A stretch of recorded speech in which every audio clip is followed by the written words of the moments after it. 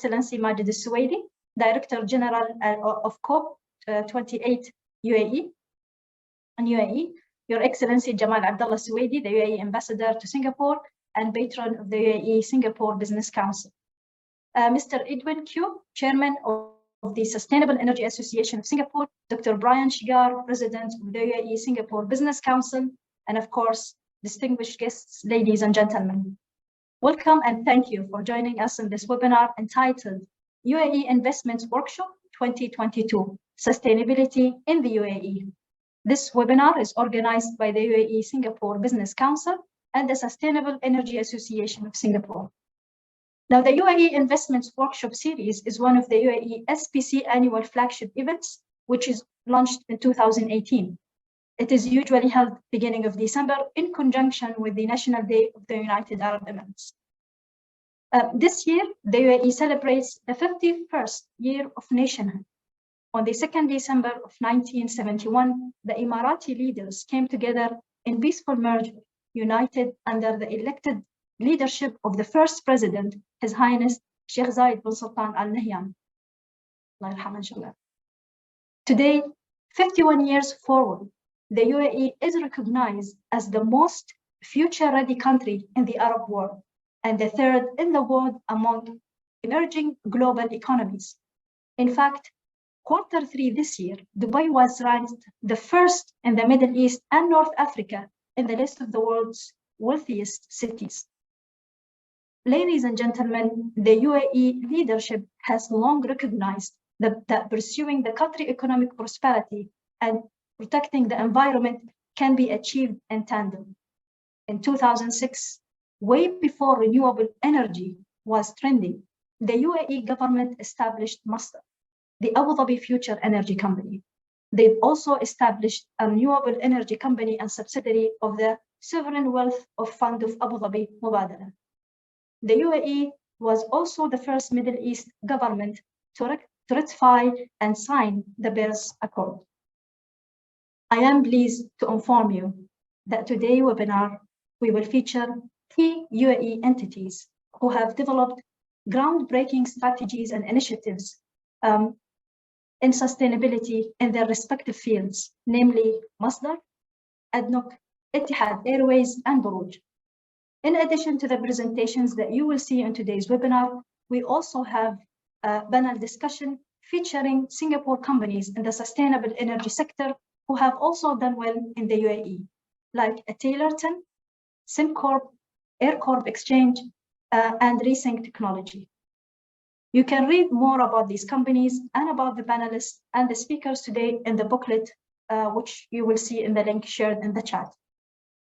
Ladies and gentlemen, to begin, and not to delay further, please, I would like to welcome His Excellency Jamal Abdullah Suwaidi, the UAE Ambassador to Singapore and the Patron of the UAE Singapore Business Council, to give us the welcome remark. Your Excellency.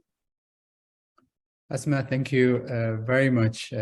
Let me start by acknowledging Mr. Edwin Q, Chairman of the Sustainable Energy Association of Singapore, my good colleague and friend, Your Excellency Majid Al Suwaidi, Director General of COP28. Dr. Brian Shigar, it's always good to see you, and good afternoon to you as well, distinguished guests, ladies and gentlemen. Good afternoon to the ones joining us from Singapore, and very good morning. I know it's very early in the UAE, so good morning to you guys connecting from the UAE. I'd like to start by thanking the UAE Singapore Business Council for organizing this event with the Sustainable Energy Association of Singapore. Sustainability, what a word, right? A word that echoed almost everywhere we go, whether at schools, shopping, workplace, now everywhere, even when you're traveling. However, the UAE has a legacy of sustainability pioneered by our founding father, the founding father of our nation, the late His Highness Sheikh Zayed bin Sultan Al Nahyan. His vision for the UAE embodied the sustainability development of our economy, of our society, and of our environment. The UAE, despite having one of the world's largest oil reserve, is leading global efforts in the field of sustainability by creating a business environment that ensures economic and social stability through diverse strategies and investment in clean, renewable energy. Ambition has been a defining feature in the UAE since its inception since 1971, and every initiative launched since has embodied this vision in full. The UAE Net Zero by 2050 strategy is a national drive to achieve a remarkable ambition net zero emission. There is no impossible in our dictionary. Sustainability is an engine of growth for the economy. There are significant and exciting economic opportunities presented by the green economy for many sectors. By embedding sustainability into the core of the business operation and product offering, companies can gain a competitive advantage to thrive in the new normal. The shared vision between the leadership and in the UAE and in Singapore present a lot of opportunities for future to further deepen and for a strengthened cooperation between the government and the private sector within these fields. In this webinar, I am very pleased to see presentations on sustainability experts from key industries in the UAE, namely Masdar in the renewable energy sector, ADNOC in the oil and gas sector, Etihad Airways in the aviation sector, and Borouge in the petrochemical sectors, and their counterparts from Singapore. These entities that I've just mentioned are among the pioneers of sustainability implementation in their respective fields. Ladies and gentlemen, let me wish you a very fruitful event for the day, and thank you very much for joining us. Back to you, Asma. Thank you so much, Your Excellency. And we're indeed looking forward to see and hear from the different industries experts. Ladies and gentlemen, let me now welcome our guest of honor and key speaker, His Excellency Majid Al Suwaidi, the Director General of COP28 in UAE, to give the keynote address. Your Excellency Majid, your mic is yours. Asma, thank you so much. Ladies and gentlemen, Your Excellency Jamal, it's so good to see you. I feel like it's been a long time since we've seen each other, but I was happy today when I heard I would get to see you on this call. I think that having an ambassador like Jamal in Singapore is an example of how our country values the relationship with Singapore. A young, talented guy reflects the importance that we place on this relationship. And also, for me personally, I'm very jealous of the fact that he's, mashallah, gets to live in your fine country, a country that I've visited many times and have always been impressed. And in fact, as somebody who worked in climate change negotiations for a long time before I became ambassador, a country that I worked very closely with in the UNFCCC and in climate change, and for a single reason, that although geographically we are not close, I think in so many other aspects, we are very, very, very similar, if not identical. We're both small countries in regions where we need to, with limited resources, where we need to develop, grow. And I think that many of you from Singapore who will come to the UAE will see that we've learned so many lessons from your development model and adopted them here in the UAE. And across so many different metrics, if you really take a look, the UAE is very similar, if not identical, to Singapore. But I think that above all of that, we're identical in our philosophy and our approach to these international issues like climate change.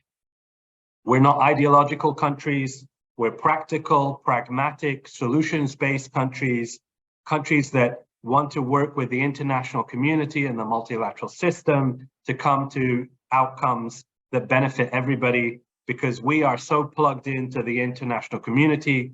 We're so plugged into international markets. Our economies, our countries work best when the international multilateral system is working best. And I have for that reason, over the years, have developed a very close relationship with my Singaporean colleagues in the UNFCCC, and I'm proud to tell you that I have Singaporean members on my team, and the link between us is very strong. And I know through our ambassador, we will continue to do that. I will try to be brief on what is a topic that is very complex. As you know, we will be hosting COP28 in the UAE next year. In fact, just a year from now, we will be in the depths of it, hopefully towards the end of it. The 12th will be the last day of COP next year. The dates will be from the 30th of November to the 12th of December. And really the COP, for those of you who have not attended one or participated one, has gone from being a technical discussion years ago to now being a huge international mega political event that of course has extended geopolitical ramifications and is more than just a few negotiators in a room negotiating technical issues. It is something that cuts across our economies, our society, and many, many issues. For us, the way to think about a COP, for those who haven't been there, is in one way divided into two parts. There's the blue zone, which is essentially where governments negotiate a negotiated outcome. It is almost like you're taking a piece of the UN and putting it in your country. And this is the typical place where the world's media attention is attracted. And then there's a green zone where all the non-state actors, the non-governmental organizations and business are showcased. For us in the UAE, it's going to be hosted at Expo City. As you know, we are very proud of the Expo team and the work that they did, very proud of hosting that event. And we are sure that we can host a very fine COP event in Expo City. And the great thing about that is that we will be able to put those blue zones and those green zones right next to each other and start to break down the barriers between those two things. And why do I say that? I say that because Paris and the Paris Climate Agreement, which both the UAE and Singapore signed up for, really set out a vision of how we want to transform our economies, transform our societies and countries to address the issues of climate change. What was mandated in Paris was that we would come back and we would do what's called the global stocktake, which is essentially a report card on how we have, where we've got to from Paris. So the UAE is really the first major milestone from the Paris Agreement that looks at all the actions that have happened between then and today through the various COPs that have happened and says, what is our score? How are we doing? And for us in the UAE, that can't just be a retrospective look. It needs to be talking about what are we going to do to move forward? What are we doing to address the issues of climate change? How can we get back on track? If we know we're off track, we're not going to achieve 1.5 degrees, how can we get back on track to achieving our goals and targets? So we want it to be a forward-looking outcome. Secondly, what we're mandated to deliver is a global goal on adaptation. This is so important to countries like ours, like Singapore's, because we're so dependent on the international market for things like wood, for food. We are resource poor when it comes to things like water, and increasing temperatures, the effects of climate change are things that we will see today. We see them being impacted today on migration, on many issues of security. And the fact of the matter is that we need to think seriously about how we deal with the changing climate and the impacts of those changing climate, particularly for the most vulnerable countries in the world, the small island states, those who will see the impact of rising sea level firsthand, and those poorest countries in the world who are the least contributor to emissions, but the most vulnerable to the effects of climate change. For us in the UAE, hosting COP would not make sense if we did not address energy. We are an oil and gas producer. Our COP president will be from an oil and gas country. We are not going to shy away from the fact that we are who we are. But we also are very proud of our developmental story. And we want to be able to, for people around the world to see that we are more than just an oil and gas country. In fact, today our economy is 70% non-oil and gas, which is a major achievement if you consider we're the 5th largest oil producer in the world. We, from the beginning of the foundation of our country, thanks to the vision of His Highness Sheikh Zayed bin Sultan Al Nahyan, is one of the, have taken significant steps not only to diversifying away from oil and gas, and today I'm proud to say that we are one of the largest investors in renewable energy in the world, but also to diversifying our economy, but also taking on environmental stewardship from the very beginning. We were, if not the first, one of the first to implement a zero flaring policy. Every day I get NGOs coming up to me saying, have you considered having a zero flaring policy? In fact, Sheikh Zayed instituted a zero flaring policy in the 70s, and that's why we use today all our natural gas for our power supply. But that was never, that was just the beginning. And our country has been investing in renewable energy, in environmental issues for many, many years. And we hope that people from around the world can come and see our story. Lastly, for us, it's very, very important that when we host a COP, that we host an open, transparent, and inclusive process. And an inclusive process for us means the most progressive voices in the room, to those who are from industry, from the hard to abate sectors, so those who are driving progress and process, but also those who have the means, the ability, and the technical know-how to address the issues that we have to deal with.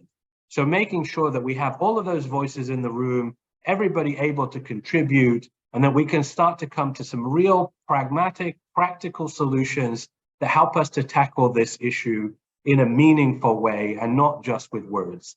Our leadership has been very clear that this COP needs to be a COP that makes a difference, that is a game changer, that really sets a new standard of our ambition when tackling the issue of climate change. And just to wrap up, I want to come back to the point I made at the beginning about the blue zone and the green zone and breaking down the barriers between those two. We also see that COP28 is a really important opportunity for our partners, for companies, for businesses to come and join us here to showcase what Singapore is doing, to showcase what your great companies are doing, to make partnerships with companies in the UAE that we can celebrate and showcase at COP28. And to be able to achieve that, we need to have a process to do that. And how are we going to do that? So we are starting from the beginning of next year at ADSW, and I hope many of you will be able to come and attend.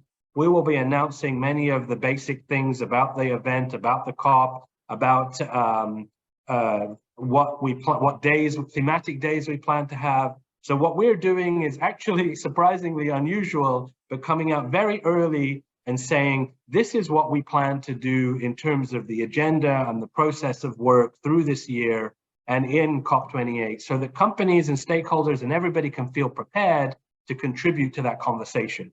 Because the climate change negotiations are a process. It is not an event, just an event. So through this next year, we're going to be hosting a series of events around the existing calendar of events where we know and are sure that Singapore and Singapore's partners will be involved and contributing to the conversation. As COP president, we are a impartial broker who need to bring all the parties together to deliver an outcome. And as a host, we want to bring everybody together to the table to deliver outcomes, deliver results. And we hope that you as Singapore will be present in a big way. And me and my team stand ready to work with the ambassador, with you as stakeholders, to ensure that you have the platform and the venue and the space to showcase Singapore and to find opportunity between our two great countries. And I'll leave it at that, and happy to answer any questions. I just want to thank you, Asma, and the Business Council, and of course, the sustainability team for inviting me today. Thank you, Ambassador Jamal, for giving me the opportunity to speak. And I'm really looking to engaging with everybody in making COP28 a success in the UAE. Thank you so much. Thank you so much, Your Excellency, for the amazing key messages in terms of what Abu Dhabi has or UAE has achieved so far and the effort that they're doing with a forward-looking outcome, and also in summarizing the strong partnership that we have here in Singapore with UAE and all the future opportunities to come with the platform that was created to create and keep those discussions alive. Thank you so much for being with us. For all those who are here and hearing, let the journey begin, and let these discussions continue to happen so that we are also on this sustainability journey are the first leaving our marks for the future. Thank you, Your Excellency. Ladies and gentlemen, we are now starting our agenda for today. You can see the plan for today's workshop on the screen. And as we said, we have a very distinguished key speakers from the 4 companies, Masdar, ADNOC, Ittihad, and Borouj. To familiarize yourself, please do refer to the booklet. We have shared the link in the window chat. I would like, before to invite the first speaker, just to remind the audience here, if you have any questions for any of the 4 speakers during the presentation, please use the Q&A window to log and type in your questions. We will make sure that we read it and we address it by the end of the presentation. And if the time is not enough to actually address all the questions, we'll make sure that we reply back to you by email following this webinar. After the presentations, we will be having, as we said, a panel discussions featuring representatives from Singapore companies, from the sustainable and renewable energy sectors. And that discussion will be moderated by our president, Dr. Brian Shigar, for the council. Similarly, if you have any questions to any of the panelists, please use the Q&A window to log your questions. And as I said, we'll make sure that we address as many as we can within the time window that we have. Last but not least, we will be having at the end of this webinar a closing remarks by the chairman of the Sustainable Energy Association of Singapore, Mr. Edwin Q.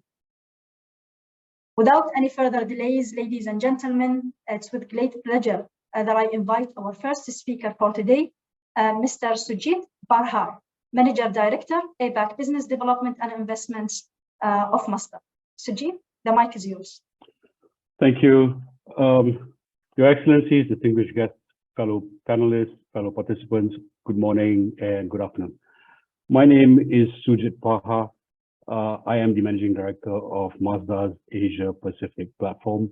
For those of you who don't know, I've actually lived the last 14 years in Abu Dhabi, working within the Mubadala group of companies, and I've returned to Singapore as of early this year to spearhead Masdar's foray into Asia Pacific. Now, Asia Pacific for us is a large platform. It starts in Pakistan, ends in Japan, Australia, all the way to Mongolia. And I'll give you a flavor of what Masdar does today and what our ambitions are.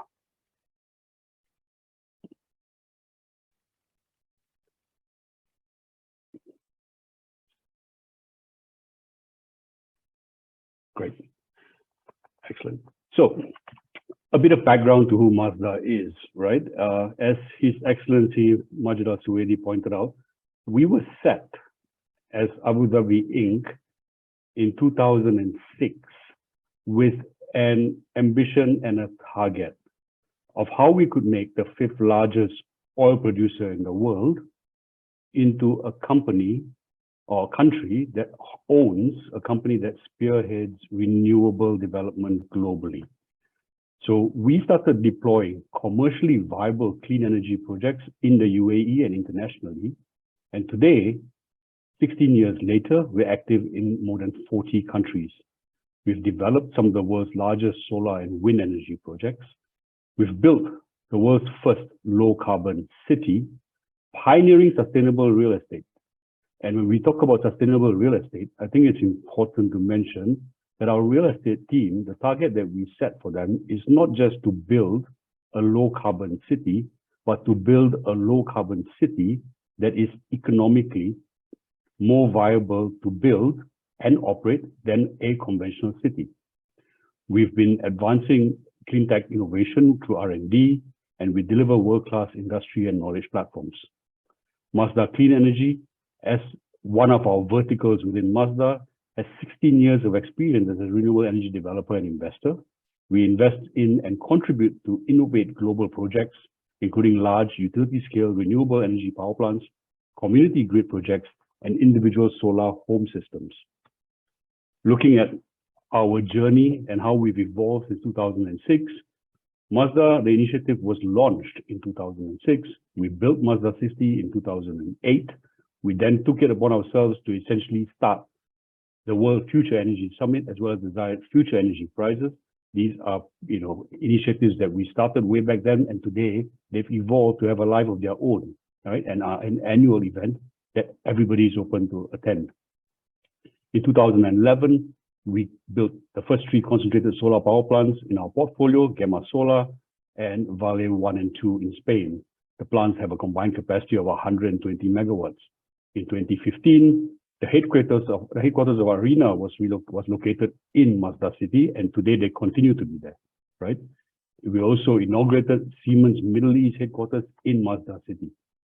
Today, we've evolved to actually be a company that has developed energy projects across more than 40 countries. We're one of the largest developers of off-grid renewable energy in the world, with over 100 megawatts of projects in operations. We've displaced close to 19.5 million metric tons of gross carbon dioxide per year. We've invested or committed to invest in a gross capacity of more than 15 gigawatts, which continues to grow. And we've deployed investments in excess of $20 billion. When you look at Mazda going forward, the government of Abu Dhabi took a decision this year that Mazda would be the renewable platform of the government of Abu Dhabi. Given that, Mazda today has 3 shareholders, Mubadala, ADNOC, and TAQA, all of whom were in the past exploring renewables through their own vehicles, have now consolidated all of their renewable energy capacities within Mazda. With that, we bring in business development and investment strengths, delivery of bids, and within the supply chain, how do we optimize supply chains to deliver the best outcome for our customers, asset management and technical services, energy services, all with the intention to grow Mazda's today with slightly above 15 gigawatts to 100 gigawatts of capacity by 2030, including green hydrogen, making Abu Dhabi an international hub for green hydrogen. We've developed and we've demonstrated that we are a credible developer, commercially driven, with strategic partnerships globally. We are technology agnostic. We have multi-regional renewable energy players. We are integrated model. We have an integrated model along the entire value chain, led by a team of highly experienced and professional employees. From an investment perspective, since its establishment in 2006, the gross investment in Mazda's committed renewable energy projects is more than $20 billion. Our capital commitment to renewable energy portfolio to date is in excess of $8.7 billion. From a geographic capacity, we today operate in more than 40 countries around the world with a gross capacity of in excess of 15 gigawatts. In terms of technologies, what does Mazda Clean Technology invest in? We invest in bankable, mature renewable technologies, including onshore wind, offshore wind, PV, floating PV, concentrated solar, carbon capture, utilization and storage, waste to energy, small to medium scale grid or off-grid projects, and renewable energy water desalination. From a portfolio returns perspective, we deliver attractive returns to our shareholders. And as a team, I think the clean energy team features a highly experienced and professional team with an outstanding track record in sourcing, delivering, and managing clean energy assets. Where are we across the world today? This is a very busy chart, but if you look at this, you will see 34 of our projects around the world. And our projects are spread all the way from the Pacific right into the Americas. If you look at within the Middle East alone, where we started within the UAE alone, we today operate close to 20 projects. In terms of development and investment platforms, we work in partnership with some of the best partners that we can find in the world. And through that, we've actually developed 5 platforms globally of which Solar Radiance and Mazda Tribe are two that fall within the Asia Pacific platform, Solar Radiance being in Indonesia and Mazda Tribe being in Australia. A list of the awards that we've basically seen the company achieve throughout the period from the time that we started, and we started winning awards as early back as 2007, a year into our operations. Thank you. Thank you. Thank you so much. We'll be now opening the window for questions. Please make sure to post your questions in the Q&A window. I will close the video so I can read the question for you. I can show them. Do we have any questions?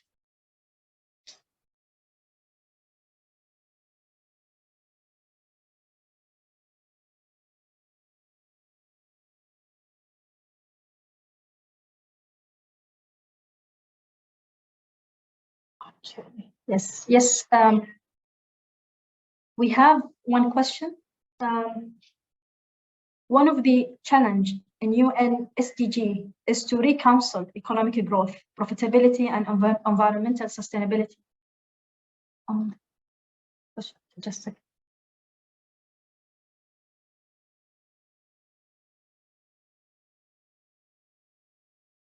Apologize. The question related to the segment is, given how big Masdar is globally, it not only has a relatively smaller presence in the APAC region, but also has had a slow development curve regionally. And I believe that's the question. Sure, and I'll take that question. I think the focus that Mazda has had in the Asia Pacific region has only been over the last 3 years. So before that, our focus was primarily around the Middle East. Then we moved outwards into Europe, into Central Asia, and since then we've been expanding further and further into the East.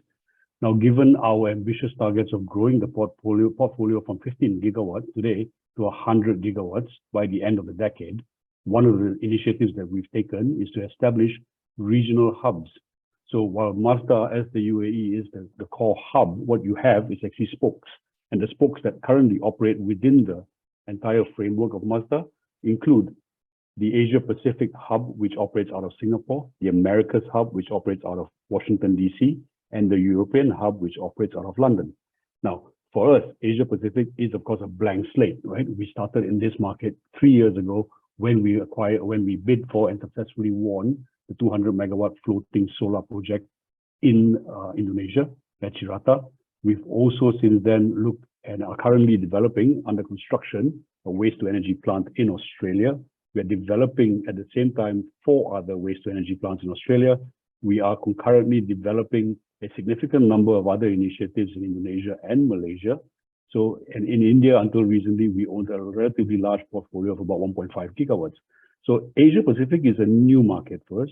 Yes, so we are relatively slower in this market than most of the dominant players who've been here for years, but by no means is it a market that we've neglected. So we see a lot of potential in the market, and that's the reason why we've started up the Asia Pacific office in Singapore, because we see Asia Pacific as being the next spearhead for us to essentially leapfrog into China, into other parts of Asia Pacific. Thank you. Thank you so much. Due to the time, we'll take one more question. I have here from Noor. What is your biggest challenge today? Our biggest challenge today as Mazda, I would say our biggest challenge today is the fact that the market as it sits today within the Asia Pacific region tends to be fragmented, right? So what we see is a fragment of many small players who are locally based, who've been entrenched in the market for a long time. That is our biggest challenge, right? And given who we are as Mazda, you know, we are basically owned by the government of Abu Dhabi. We use a lot of times our G2G relationships to help us gain an entry into those markets. But then when we are in those markets, we work with local players in the market. So our biggest challenge is familiarizing ourselves with the market. Our biggest challenge is, of course, you know, demonstrating to the market that we are a serious player, we are a player of size, of scale, and that we will deliver. That's our biggest challenge. Thank you. Thank you so much. We do have a couple of more questions, but please excuse us for the sake of time. We will reply to those questions by email. So thank you very much, Sujit. Really appreciate Thank you. Your contribution. Let me just yes, ladies and gentlemen, it is now my pleasure to invite our second presenter for today, Ms. Samar Al-Hamidi, VP of Sustainability and ESG for ADNOC. Samar, mic is yours.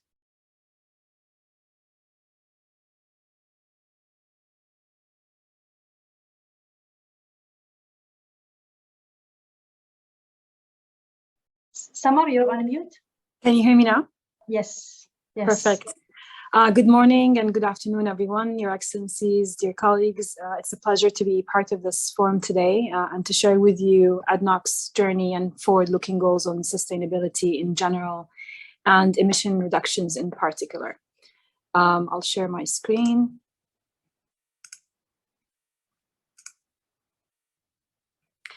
So for those in the audience who are not familiar with ADNOC, the Abu Dhabi National Oil Company, we operate across the entire hydrocarbon value chain through a network of fully integrated businesses with interests that range from exploring, producing, storing, refining, and trading, and developing a wide range of refined products.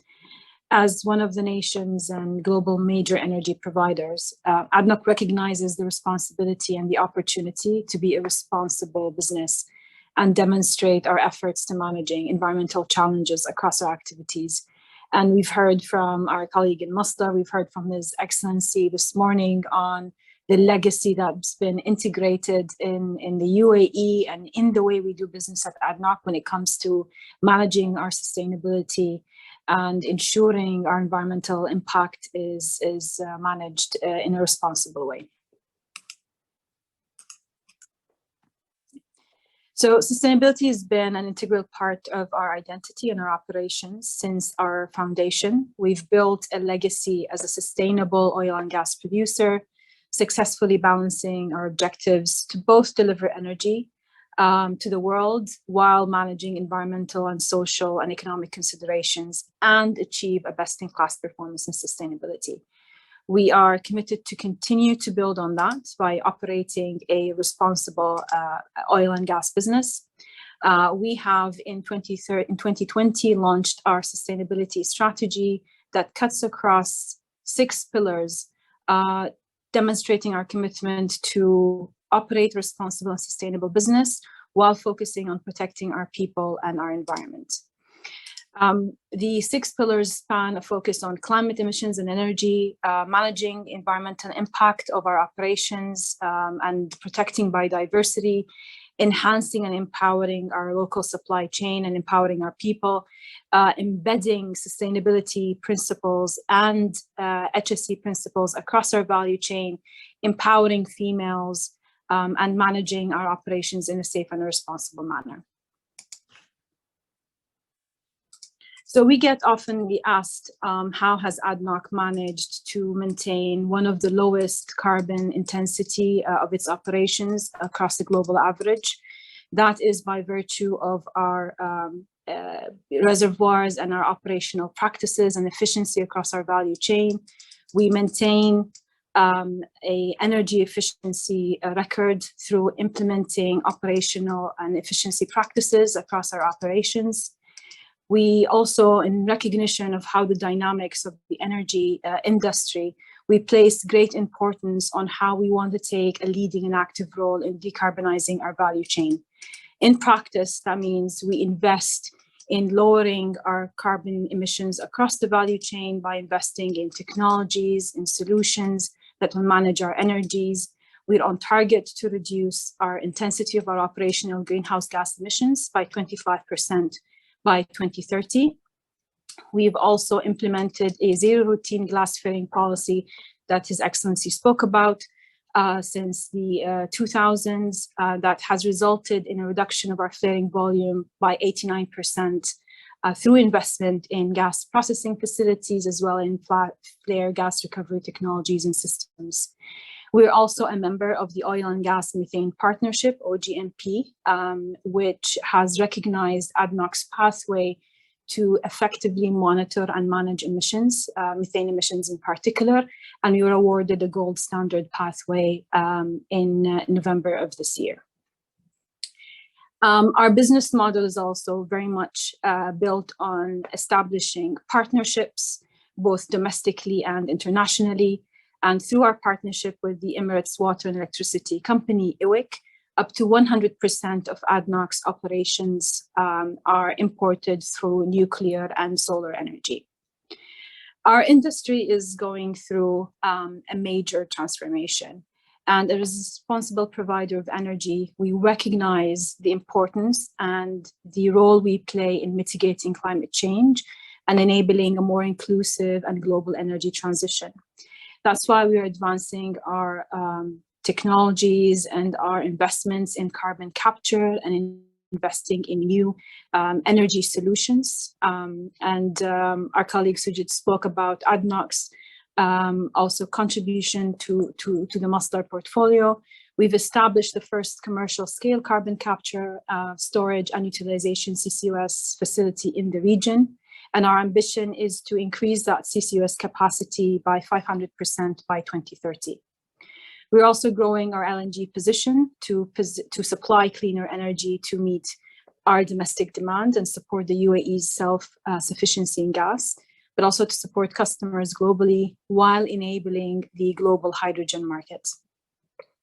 We're also investing in partnerships and in creating a cleaner energy portfolio and solutions such as solar, wind, and ammonia. We've joined partners with Masdar, our national champion for renewable energy and hydrogen, and our world-scale blue ammonia production facility at the Ta'ziz Industrial Complex is planned for startup in 2025. And we've already shipped low-carbon blue ammonia to customers in Japan and South Korea and Germany, and we continue to explore new markets to enable a more inclusive hydrogen market. Our decarbonization efforts, and I've just highlighted a few of our focus areas and our achievements to date, they demonstrate our ambition and our vision to take advantage of the opportunities provided by the energy transition, but also reinforces the role that ADNOC plays as a partner of choice for advancing a more lower carbon future. So why are we doing all of this? Back to the subject of sustainability. More importantly, it's about maintaining our license to operate in the energy transition. It's about creating long-term value in the communities where we operate, and enabling the UAE's commitment to achieve our UAE net zero ambition while supporting the country's economic growth and while supporting our partners and the global industry as well in decarbonizing the value chain and in meeting climate change mitigation goals. Thank you.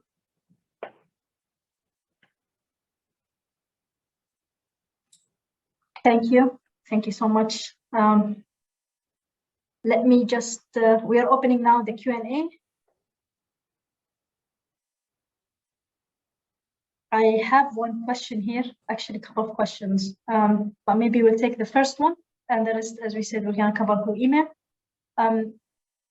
How is ADNOC addressing its management of methane emissions? That's a very good question. Considering the impact that methane has compared to CO2, it becomes very important for us to ensure we have the right monitoring practices and the right management practices in place in order for us to derive the interventions we need to tackle methane emissions across our value chain. I've spoken about a few of the initiatives that we've put in place, but we're also leveraging a number of technologies, flare gas recovering systems. The zero routine glass flaring policy has also contributed significantly to the reduction of our methane emissions. We're using satellites and drone mounted sensors to understand the footprint of methane emissions coming across our value chain and to help us identify the impactful interventions we need and implementation of the right policies and the right actions to manage these methane emissions. And the gold standard pathway that was awarded to ADNOC by OGMP is a indication of the effectiveness of the measurements and the systems we have in place, but also in terms of the long-term plans to help us maintain that and ensure that we continue to manage methane emissions that contribute to our carbon footprint. And the partnership, obviously, with OGMP is a key factor of that. We believe that collaborative effort is needed for us to implement change at a faster pace. And that is also a support for companies to demonstrate a more credible and transparent pathway in terms of what they report and the actions they take to tackle methane emissions. Thank you. Thank you very much, Samar, for the interesting and informative presentation. Allow me, ladies and gentlemen, now to invite our third speaker, Ms. Mariam Al-Gbaisi, Head of Sustainability and Business Excellence of Etihad Airways. Mariam.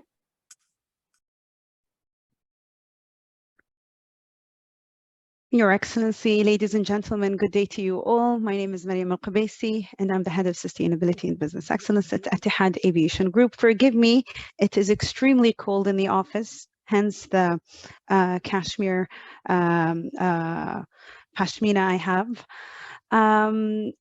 I'd like to introduce aviation and perhaps also a shout out to Singapore, being a fellow young state that has, paved its way with its limited resources. I am an academic by trade before joining the corporate world, and Singapore's water policies was something I was in awe of and focused my studies on. It's lovely to be invited to speak about Etihad, specifically its role in sustainability and leading the way. So most of you are aware that Etihad was selected as the Environmental Airline of the Year for 2022, and we've managed to get a number of awards towards our sustainability efforts in the past few years. Our journey really started in 2011, and I'll take you through this deck shortly. But I specifically wanted to take advantage of the audience in this session to promote something for the corporates and how we can work together with our Singaporean corporates and partners in progressing our sustainability journeys together. Since we are very much, as Your Excellency highlighted, are on the same boat when it comes to the challenges we face. So bear with me as I share my screen. And hopefully you can see my deck. Yes, we can. Super. Okay, so very quick, some quick facts around Etihad, founded in 2003, a relatively new airline. We currently operate 71 aircraft. This is very likely going to change. I mean, this number is based on the downgrade of our activities because of COVID. We have one of the youngest fleets in the world, on average 6 years, which makes our fleet very, quite efficient. We have a good number of 787s and A350s, both of which are considered the most fuel efficient fleet in commercial aviation. Again, we're talking about aircraft that fly on conventional fuel and sustainable aviation fuel. Our journey in a nutshell, and you'll notice that we feel that we went through a lot since 2011 up until 2020, and we have a lot to go until we reach net zero by 2050. But we also plugged in short-term goals along the way. We have a 2025 goal, a 2035 goal, and a 2050 goal. And this is important because it makes sure that we're on track. It's a host of things which I'll speak to shortly that we managed to introduce. Our sustainability pillars really revolve around decarbonization, biodiversity protection, waste management, and finally advocacy. So we have a net zero target that's captured in decarbonization. Biodiversity protection, and very few of you know this, that Etihad is the only aviation sponsor, I believe, that has sponsored the Global Biodiversity Standard, which is a first of its kind standard. For those of you who are familiar with the standards around credits, but the Global Biodiversity Standard is more or less something like a plus if you have, and it's being currently developed by the Botanical Garden Conservation Initiative, and a good number of academics are invested in that standard. Waste management. Etihad has committed long before it was mandated in the Emirate of Abu Dhabi, the reduction of single-use plastic by 80% in 2022, and we're well ahead of this target. And finally, advocacy. So in my role at Etihad, I'm not only representing Etihad the business, I'm also representing the UAE in ICAO, the International Civil Aviation Organization, where we actually promote a lot of what the UAE is working towards in the area of decarbonization. A topic of significance is low carbon aviation fuels, which was alluded to in earlier conversations. And it doesn't come as a surprise that we are partners with ADNOC, we're partners with Masdar, and a lot of the panelists are actually involved in our decarbonization journey. Again, a walk through Etihad being a sustainability pioneer. I think something that stands out in our decarbonization journey, or more specifically our sustainability journey, or more broadly our sustainability journey, is our Greenliner program and Sustainable 50 program. These programs are geared around our fleet, where we dedicate our fleet as a test bed for sustainability, and we invite any corporate, any academic institution, anyone with an innovation or a measure that we can apply on board to reduce our emissions, and we've been very successful. In fact, in our flight in 2021, which we called a sustainable flight. So a sustainable flight is a flight where we derive all our learnings from that year in one specific flight. Our 2021 flight has helped us reduce 72% of our emissions compared to a similar flight a year ago. And this was a significant reduction really around the use of sustainable aviation fuel, route optimization and weight reduction, and as well as investment in credits. So this was a very interesting, I think, milestone for us, because, we believe that net zero is possible today, even. And this was also equally successful in our flight this year to COP. And something really worth mentioning is that Etihad was actually showcased in COP as a successful role model when it comes to sustainability in the sector. And it was a privilege for us to actually see we call it the London flight, basically, showcased in the UAE pavilion. Our COP27 flight was a complete net zero flight, and it was, again, around a new concept of book and claim. It's new to our sector, but it's very old in the utility sector. And we managed to book SAF credits. In fact, we went beyond 100%, and we sort of theoretically operated our flight with more than 100% sustainable aviation fuel. So it's these innovations that we trial and see, and we also used a tool that we've been trialing for over a year now with Satavia, which is a Cambridge-based company, on contrail avoidance. And contrails contribute to a lot of the emissions, and if you avoid contrails, you actually avoid a significant amount of emissions along the way. And Satavia are also working with one of our partners and fellow panelists coming up shortly on how we can actually use these credits from these avoided emissions and trade with them. So I believe you'll hear more from Air Carbon in due course.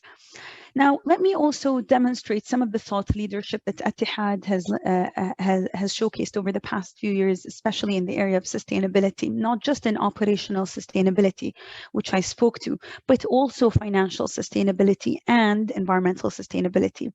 With financial, we've managed to secure 3 global first loans, and I'll speak to these shortly. But the focus areas have always been energy efficiency, the use of sustainable aviation fuel, single-use plastic, conscious choices, and I'll probably touch on that shortly, and the Etihad mangrove forest, another biodiversity protection measure that we've been leading. So conscious choices is Etihad playing the role of educator and influencer. Conscious Choices is a program that has a guest side and the corporate side. I always like to compare it to a Fitbit. It's from a guest side, it's a Fitbit of, you know, good and eco-friendly practices that you get badges for. And as you accumulate a number of badges, you get rewarded through our Etihad loyalty program. The corporate side is I think is an innovative side in and of itself, because it allows us to purchase SAF, because SAF is very expensive. Sustainable aviation fuel is 4 to 5 times more expensive than conventional fuel. So we actually help the corporates help us buy SAF and reduce their scope 3 emissions by default. So again, this was something Etihad has pioneered over the past year and is now sort of soft launched. And we've onboarded a good number of corporates to support us. Now, in terms of financial sustainability, we've secured the first SDG loan, the Sustainable Development Goal loan in global aviation 2019. This was so successful that we pulled another loan through an Islamic system, which was a sustainability-linked sukuk, which is an Islamic bond of $600 million. And then last year, we took this a step further, and we made sure that it captures the environmental, social, and governance aspects. And this was the ESG loan, which we secured through first Abu Dhabi Bank and other partners in Abu Dhabi Global Market. Again, Etihad supports directly or indirectly all the 17 SDGs. And this is a snapshot of some of our partners. And I think it's very important to highlight the role of partners here in order for us to maintain integrity and invest the right amount of money and resources in projects. And it's important that we have the academic arms and the research arms approval as well in everything we undertake. I think it's also important, before I close, to highlight that this is an industry that really factors in, I think, 13 or more than 13% of the UAE's GDP. If I can just pause or stop my presentation. And also caters to 87 million jobs around the world. So it's always easy to ask people to stop flying, but the important thing here is to maintain that you can fly better by making the right choices. And this is it for me. I'm happy to address any questions. Thank you very much. Thank you very much, Miriam. I think that was a very informative sustainability at a glance. Let me look into the Q&A window. We actually have a few questions. Let me start with, how is the corporate traveler integrated into EY's sustainability strategy? Super. I'm glad that you asked me this question. I'm actually joined by one of my colleagues who is the VP of sales in Asia Pacific. Joanna, if you're on the call, would you like to address this question? Yes, I am on the call. Thank you. Please. Good afternoon. Good morning, everyone. Thanks, Marianne, for coming in and giving us the very detailed overview, I think, in terms of sustainability. For those who haven't met me, I'm actually based in Singapore and I look after the commercial side of Etihad for the APAC region. So in terms of how do we bring in the traveler, Marianne talked a little bit around corporate conscious choices and conscious choices. So what we're really trying to do is to, I would say, empower travelers and therefore empower the corporate businesses in reducing the impact that they have when they travel on the planet, and looking at what they can do as an individual in regards to carbon offsetting. So if I think of a traveler, they can choose to, through the Etihad Guests, which is our loyalty program, to actually offset the miles that they earn and use it towards different products that they can buy, either through our loyalty card, but also they can donate them to different plans like reforestation or community projects.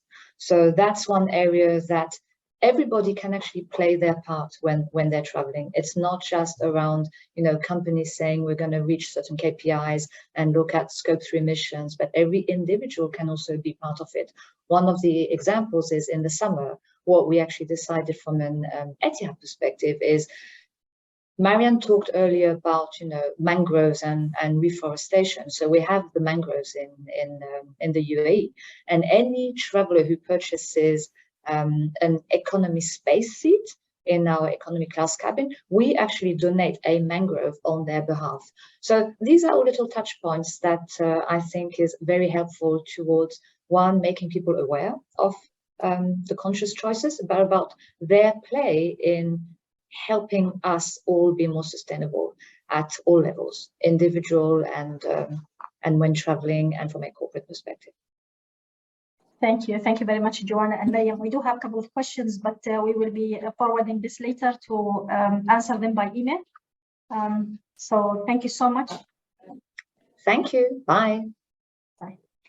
Next, we have Anton Wallspring, Vice President, Global Marketing, Packaging and Circular Economy at Borouge, to take us through the key to achieving excellence in circularity. Anton? Hello. Yes. Very nice to meet you. Thank you for invitation. My apologies, my video is not working. I'm sitting here at the GPCA conference in Riyadh. It's a pleasure to be with you, and I wanted to give you today a short insight about Borouge. Thank you for putting up the first slide. Borouge is a leading provider of solutions in the region. We have a capacity of 5 million tons of polyolefins. We are producing this all in Al Ruwais in UAE, and we are more or less supplying the whole global region with our solutions. If we go to the next slide, and my speech today is speaking about excellence in circularity. You look what are the market dynamics and what we are forced as an industry is, first of all, we have the consumer. The consumer is not looking longer away. He has awareness on the environment extremely high, as we have heard it also just before. Second, we have brand owners. Brand owners are the people who are bringing a lot of goods in the industry for the consumers, like the Unilevers, like the Nestles, etc. They all have made pledges on recycled content. In average in our region, we have by 2030 a commitment of brand owners to use 25% of recycling content in their packages. Third, the people who are bringing this to the consumers, they are setting the space, they are taking initiative on sustainability. And fourth, we also all are confronted by the voice of NGOs who make visibility and drive public awareness of the sustainability targets. In the next slide, if you go, yes, this is a little bit the generic introduction, what the packaging industry is embarking. In principle, coming up the waste hierarchy, recycling has emerged as a front runner for end-of-life treatment. It is estimated that by 2050, the plastic packaging will double more or less due to the emerging middle class. But then it is really needed to find a solution on, I would say, recycling on loops, but also in the value chain to reduce packaging design and adapting new technology. Having these challenges, what I showed to you, I want now to come a little bit to the UAE context and also the Singapore context, but first in the next slide, starting with UAE. Borouge is a UAE company, and our ambition level on circular growth and our strategy fits very well to the country strategy, which you can see. UAE has adopted 22 policies in order to really speed up circular economy. By 2030, there's a vision that 85% of the waste will be diverted away from landfill. Just as you remember the slide I showed you last, in the last slide I showed you. And a lot of investments are going into waste segregation and recycling along the value chain. What is the role Borouge can play here? Borouge has a clear ambition to become the value-added leader in economy. We have in the UAE the Innovation Center, which is a world-class innovation center which really can develop circular solutions and technologies. We are present there with the local markets and the local customers, but also important is whatever you do in recycling, you need to have access to waste, meaning feedstock. Waste is the new feedstock for the chemical industry when it comes to circular economy. And extremely important as an example in the UAE, but it will be also in Singapore, and I will come later to this, is that you get really access to this waste and that you can recycle it. If you go to the next slide.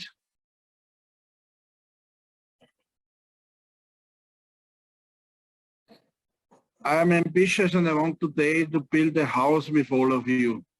I call it the House of Circularity. And we call it the Borouge House of Circularity, which is more or less consisting of 4 circular solutions. All starts that the products which we all use in our life can be recycled. That means what we call design for recyclability. That means respectively today there are in the market many packages which cannot be recycled or are very difficult to recycle because they are consisting of many different materials, what makes recycling very difficult. What is one of the contributors is here really to make packaging solutions consisting of easy to recycle products and making it available for circularity. The second one, what we as a producer can make is develop polymers which enable that you can bring in higher recycling content. For that, we have our technologies where we produce our products in Alru ways. So in reality, to improve products in that way that you can load a lot of recyclates in. Number 4 is then, and this is one that you bring it in the market. Recyclates are products which are made from waste. The waste in principle is sorted, is washed, is shredded and made again to new plastics. Borouge is engaging in this. We are today in the market with 12 partnerships across the globe, 2 in the UAE, 1 in Singapore, where we are really bringing into the market recyclates and recyclate solutions. And last but not least, the latest route is to make polyolefins based upon renewable feedstock. As an example, this could be used cooking oil or any other waste fractions which are arising, which are reducing the carbon dioxide of footprint of packagings massively. I give you one example. If you produce 1 ton of conventional PP versus 1 ton of this renewable feedstock, you save 2.1 ton of CO2 equivalent. 2.1 ton is likely 3 return flights from London to Beijing, or you can drive 7,100 kilometers with a new car, just to illustrate this a little bit. If we go to the next slide, just 2 examples, and then I close. Example number one is here a packaging which is designed for recycling. This is a material which has been developed in the UAE, which has substituted packagings with 4 to 5 different plastic materials, and now it's made of one which can be easily recycled. So this is a very big step forward. And on the right side, also a UAE example, this water packaging. This is this collation shrink where you put many waters together in one package. In that case, it's 12. This multi-packs, there has been added already 25 to 30% of waste into this packaging.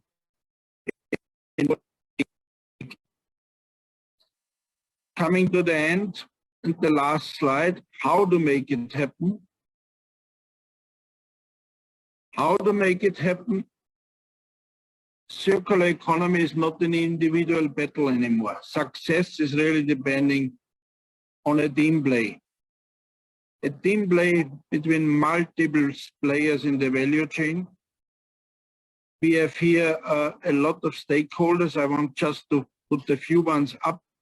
Waste companies, recyclers, like we have it in UAE with Dhabi, like we have it in Singapore with Alba, like waste companies in the UAE with FAM, in Singapore with Plusbulb, associations and alliances. I think we have also here in the line Edwin. The Singapore Plastic Recycling Association is one example to drive forward. Similar associations are coming up in the UAE. And all together the chemical industry, which has to play an important role. What is the last message from me in that way is the value chain collaboration makes this recycling happen. We are at the beginning, but the industry has ambitious targets. And the question is here really, you need to dare to cooperate. Daring is here key. Be open to collaborate and have no borders. With that, I close my talk. Thank you for your attention. Thank you. Thank you very much, Anton. We actually have a couple of questions, 3 questions, in fact, but I'll just choose one of them. What is driving the growth of recycling in UAE and the whole region? Yeah, I think overall, the key issue of driving recycling forward is that the waste needs to be collected, that the waste needs to be sorted, and then treated in the right way, washed, trashed, and recovered. I think in the UAE, there is a lot of future investments coming on stream from waste companies to invest into this. And the second one is that the industry is able to then recycle this in value-added products. I think it's very similar to Singapore, where Singapore is also, just to give you an example, having a low-in plan to introduce EPR. What is EPR? Extended Producer Responsibility. What means that for any product brand owners are bringing into the consumer cycle, they have to pay a kind of fee that this product, so the packages are recycled. So there are many means to make recycling happen. And these are 2 examples from UAE, but also from Singapore, how to make it happen. Thank you. Thank you very much, Anton, for joining us during your business trip from Riyadh. Thank you. I appreciate that. Thank you for the informative presentation. With that, you're most welcome. With that, we are actually reaching our segment for panel discussion. We have featuring companies with headquarters in Singapore who are practitioners in the sustainability industry. Again, please, if you have questions, put it in the Q&A window. Let me introduce our panelists today. Christina Collin, Associate Director at Year 10. Andrew Cost, CEO UK and Middle East, Simcor. Third, we have Thomas Macman, CEO and co-founder, Air Carbon Exchange. And fourth, we have Amir CEO, CEO and co-founder, Resync Technologies. With that, it's my honor to invite Dr. Brian to moderate this discussion. Dr. Brian. Thank you very much, Esma, for your kind introduction. Excellencies, ladies and gentlemen, we're now moving on to this panel discussion. What you heard before were excellent presentations from major stakeholder companies in the sustainability space from the UAE. What you'll hear now are from 4 companies that are homegrown Singapore companies that are also very involved in the sustainability space. And I must add that this mantra of the environment and sustainability is probably the most popular mantra that transcends so many different sectors and stakeholders, starting with countries, the international community of nations, supranational organizations, a corporate sector, the investors, the banking sector, societies and communities, and indeed the individual. Earlier on, at the outset, some of you who tuned in earlier would have heard the voices of children expressing their tremendous concern about the future of this wonderful planet, this precious, dear planet in which we all inhabitants. And your heart will go out to them because they are the people who will inherit this planet. And it was so good and moving to hear from a wide cross-section of children who were interviewed in that early introductory segment. The format for the panel discussion will be as follows. I'll be inviting each of the panelists to say a few words about the company in which they come from or they represent. That'll take about 3 to 5 minutes each. And then I shall pose a question to each one of them to kickstart the panel discussion, after which we will move on to a more wide-based, participant, audience-based Q&A session. So therefore, it gives me a great pleasure to invite the first panelist, Christina Colin, Associate Director of Atelier 10, to introduce her company to all of us. Over to you, Christina. Hi everyone. Good afternoon, good morning. Thanks, Dr. Brian, for the introduction. I'm just going to share my screen while I speak. Going to be a short introduction. Share. All right. Should be seeing my screen now. So I'm an associate director of A10. Let me just bring this out of the screen. Yes. And I've got about 15 years of experience working between the UK, Hong Kong, Singapore, designing sustainable buildings around the world. So we at Atelier 10, what do? We actually focus on high performance building design, and we help private developers and public developers to design more sustainable buildings, anything from commercial buildings, industrial buildings, transportation buildings, or master plans. We're known primarily for our environmental design element, but we do also provide services like building services design, energy analysis, sustainability benchmarking, carbon strategies. So a lot of the words that we've been hearing today. And our offices are currently located in the US, San Francisco, New Haven, New York.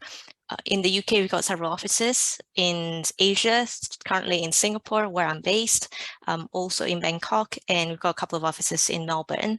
So currently, we are also now part of the Surbana Jurong Group, who have a strong presence in the UAE. So we've done several projects in the UAE. I'm just going to show a couple of them today. Like one of them, very well-known, Downtown Doha Phase 3, is a very large mixed-use development, which is offices, shops. We certified 8 LEED Platinum buildings and 3 of them in gold. Terribly ambitious. Also managed to reduce 75% of the hot water demand using solar energy. enhance the thermal comfort in outdoor areas so that people can utilize these spaces more, also make more space in outdoor spaces by moving the car parking spaces in the basement. Another really astounding project is the Biha project with Zaha Hadid. So this is a headquarters building for the Middle East Waste Management Company that has administration spaces, some public spaces. We helped the project achieve LEED Platinum, reducing up to 30% of the energy use. Also managed to introduce natural ventilation. This project is in the UAE, so we managed to introduce natural ventilation for the building to react during the milder months, so maybe like now in November, December, and also to utilize waste heat to preheat the hot water. I'll be sharing this slide later on so you can read up in your own time. And I'm really excited to be here today. I look forward to the fruitful discussion. Thank you very much.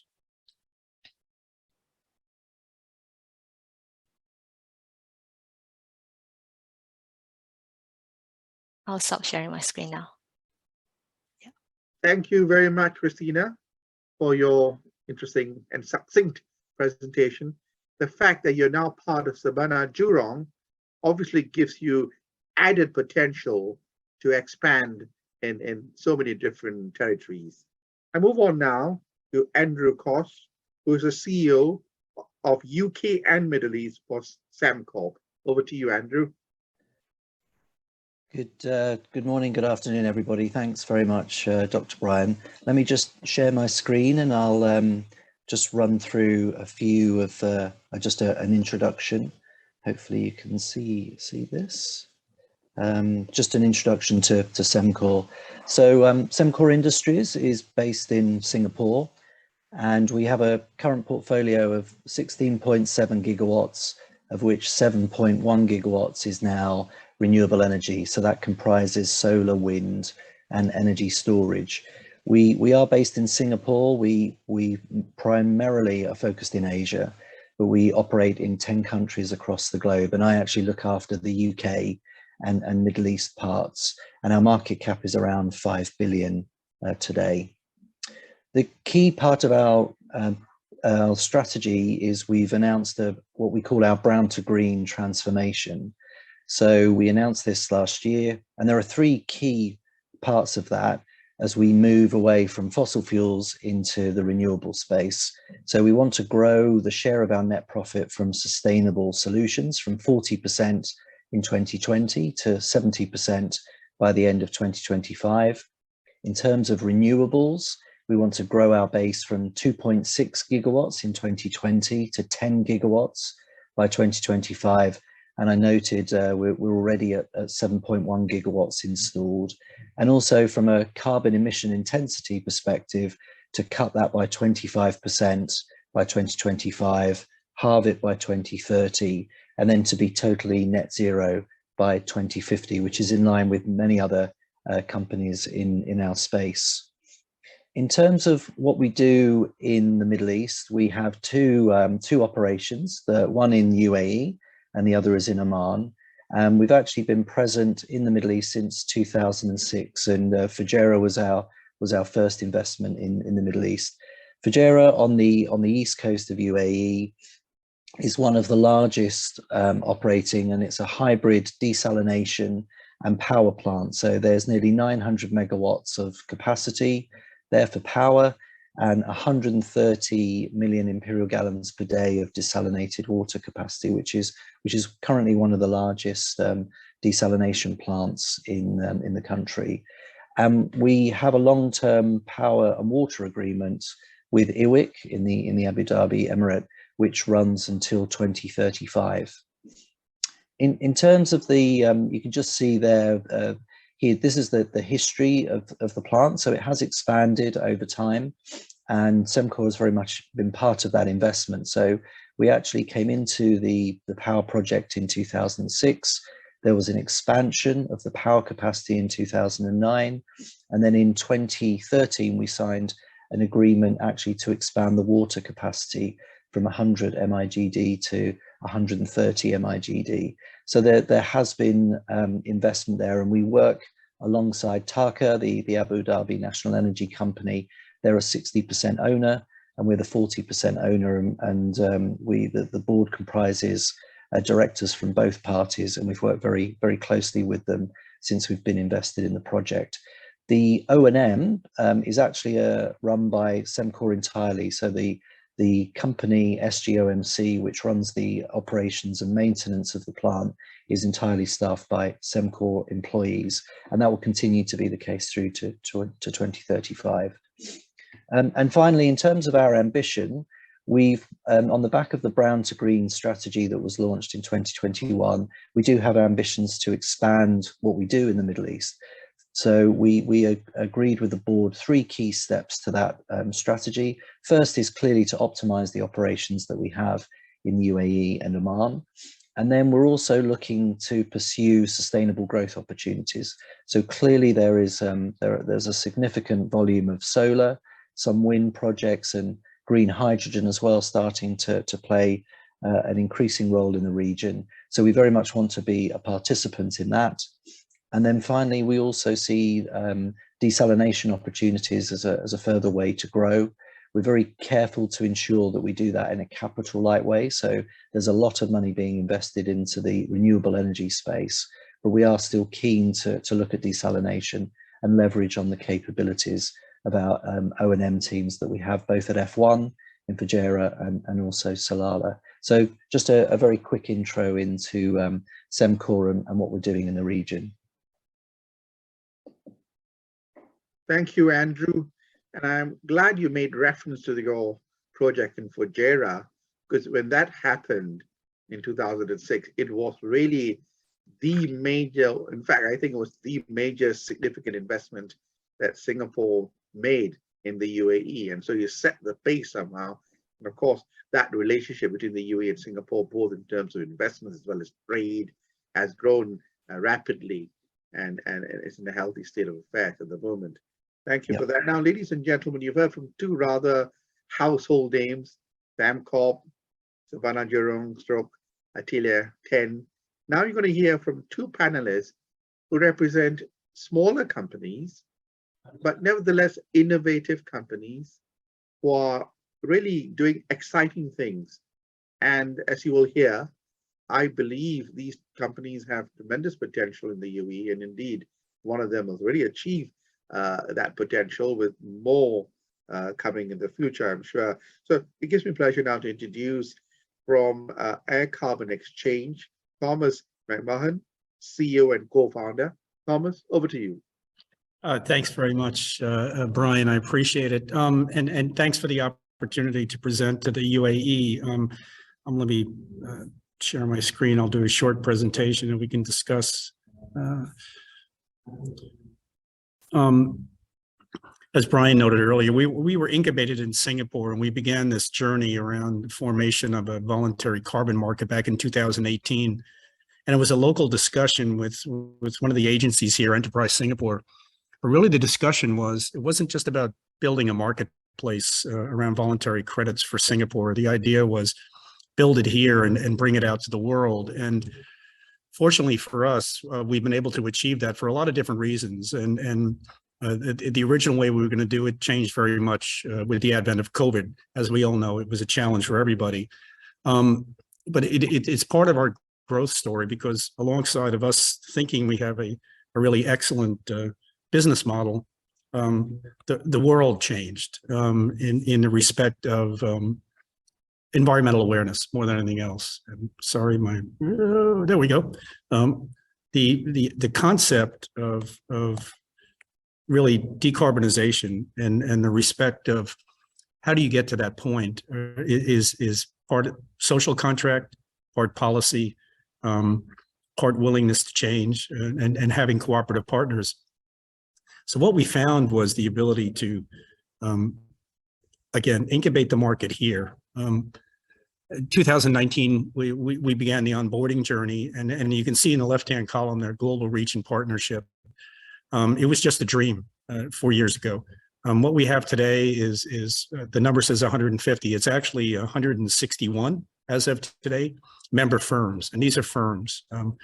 These are not individuals. These are major, some of them multinational, some are regional. And more importantly is they're over 30 countries. And I think that's really the most important part. And that really led us on the journey to be involved in the UAE, and where the last slide here is a little more explanatory of our journey. But more importantly is the opportunity to scale. And in February 3 years ago, we were just prior to COVID. My co-founder and partner, Bill Pazos, received a phone call from the UAE, inviting him to come out and have a discussion. They had heard about air carbon. Excuse me. And would he stop and have a conversation and just discuss what our vision was for not just building a marketplace, but how voluntary carbon credits could become a financial instrument, how they could be used in the UAE's view on sustainability from both investment and a consumer side. And it was very early, and then COVID happened. And so we couldn't, instead of being able to visit, we had to do it over Zoom. And Zoom became our new link to the world, as everybody has gone through that, and we're on it now. The opportunity was to stay connected, and when the market opened up again, we were able to come back. The journey subsequently has brought us to a market that has been able to allow us to really explore. I'm really sorry, my computer is being very sensitive. The bottom line is that conversation led to a vision for not just incubating air carbon in the Middle East and the MENA region and UAE and Abu Dhabi and ADGM and Hub 71. It really became a journey of the internationalization, the same journey that carbon is on today. And the transition from Singapore to Abu Dhabi has gone over 2 years. The exposure for us was wonderful, I can tell you that, but the enthusiasm was even more spectacular. I had never met a more focused group of broad stroke group of interest, one in sustainability and environmental, but from an industry and a regulatory framework of a willingness to adopt in this very changing world. It actually was one of the constraints for us here in Singapore. They had a very narrow view on what the actual underlying product is, voluntary carbon credits. They actually have no regulation around it. And as a result of not having any regulation, it didn't allow the opportunity to financialize the market and bring it into a collateral management pool and such. So just to speed it up a bit, the reality is 2 weeks ago, we were given that opportunity. And the willingness to support air carbon is one, but more importantly is the understanding of what the potential and use case of a platform is. And it's about upstream and downstream. This is not just about trading carbon credits. This is about building an infrastructure that supports both supply and demand. And it mirrors images a lot of the success of the commodities industry over time, whether it's the oil or energy industry in a broad stroke. But now we can do that in carbon. So thank you very much. Thank you, Thomas, for that. Ladies and gentlemen, we now move on to the youngest of our panelists, both in terms of age and also in terms of the company. And he is Emir Nurov, who is the CEO and co-founder of Resync. Welcome, Emir, over to you. Thank you, Dr. Brian.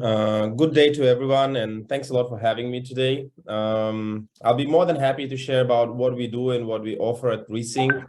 Let me just share my screen and... Yep. So Resync is a Singapore-based company. I think based on what we heard so far, maybe we are not the youngest company. We started back in 2017. So we are a 5 years old company, team of around 30 people, went through a couple rounds of venture funding. But I think the ultimate goal of Resync is to ensure that the digitalization is happening at the right pace within the energy sector. So as all of us are aware, the whole energy infrastructure is going through transformation. And this transformation is mainly happening through few reasons. Of course, wide adoption of renewable energy sources like solar and wind energy, global digitalization with internet access almost everywhere, with smart meters, with IoT devices. Adoption of energy storage systems. We hear a lot about batteries. We hear a lot about electric vehicles. And of course, implementation of AI and machine learning models for the automation purposes. So 4 of these pillars driving traditional infrastructure towards what we call smart city or smart building infrastructure. But at the heart of this transformation lays the data. So whichever company, whichever government utilizing that data efficiently can meet their sustainability targets and can they achieve their energy efficiency. And that's exactly the purpose of Resync. We are helping our clients, our customers to achieve that through the innovative solutions that we develop in-house and enhanced by AI and machine learning models. We created fully reliable infrastructure in terms of data aggregation, processing, storing, and then giving it back to the customer. We made it affordable. It can be used by the single household owner, but at the same time by a real estate company with multiple buildings in their portfolio. We can scale our solution from one site to thousands of sites in a matter of few days because we are fully cloud-based. So being cloud-based makes us actually quite market agnostic, and therefore we have presence in 8 different markets, and we can customize our solution depending on our customer needs. So we take our customers through the 3 simple steps of, digitalization. We help them to digitalize their premises. We help them to analyze the data that we aggregate from their premises. And then we help them to close the loop by taking control actions and optimizing the performance of their assets. At the moment, we're offering a wide range of value proposition. We help customers to do real-time monitoring and analytics of their entire premises. We do dive into details and perform forecasting and predictive maintenances. We help them to take optimization control actions. We dive up to the component level details. We help them to achieve their sustainability targets through the ESG reporting. And of course, we digitalize their facility management through the integrated facility tools. We work with with wide range of the clients, but we offer 3 different products. We started 5 years ago with the renewable energy management system, where we work a lot with EPCs, energy corporates, and solar developers. And then we expanded into the smart building solutions, where we work a lot with shopping malls, real estate companies, university campuses, industrial facilities.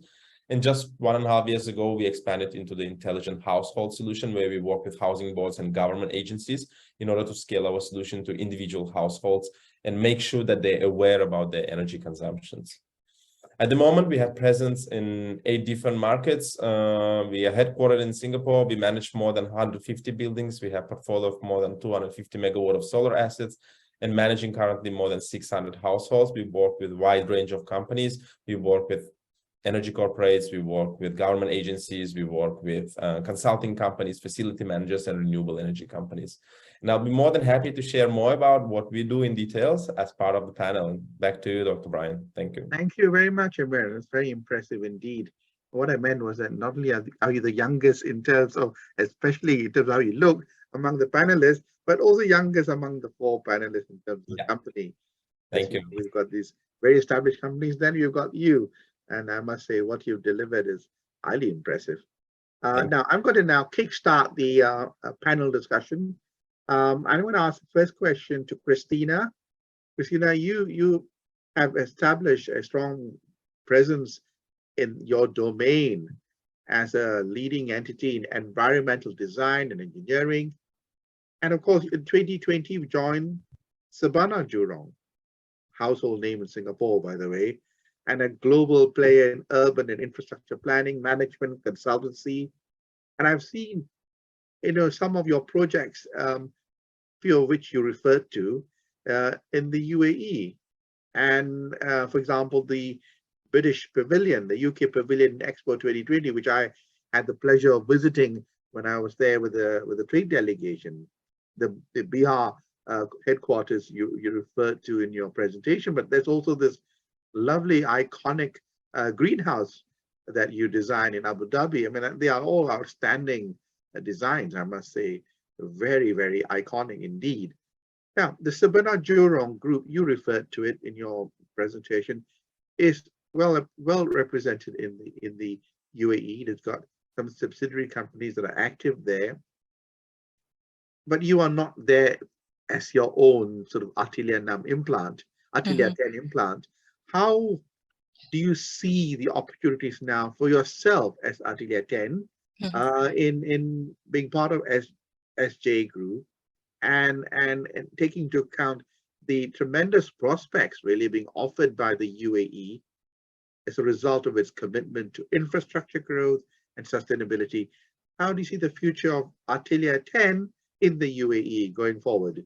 Hey, that's great. A lot of people have been asking us as part of now the new SJ group, what are the new opportunities, and I think this is a good example that with SJ, who already have a strong presence in the Middle East, it has opened up our relationship with them. It has opened up opportunities for very positive and very impactful collaborations across the Middle East and Asia for us with Atelier 10. So be it buildings or infrastructure that they're very well known for, or master plan projects.